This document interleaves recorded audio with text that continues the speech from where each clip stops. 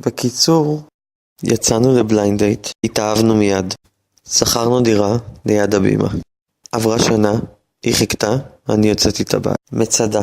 רק אנחנו בזריחה. וזין 3 בטיול שנתי. היא אמרה כן. התחתנו. ירח דבש, קוסטה ריקה. עברנו להורים שלה. ירח דבש שני, סין. עברנו לדירה שלנו.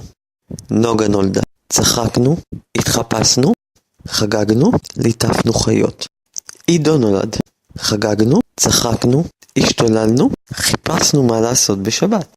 יצאנו לטיולים, בצפון, במרכז, בדרום, בגינה, גילינו את אינסטגרם, טסנו לאיטליה, טסנו לניו יורק, חשבנו על כלב, קנינו שואב אבק רובוטי, מכרנו את הדירה, קנינו אחרת.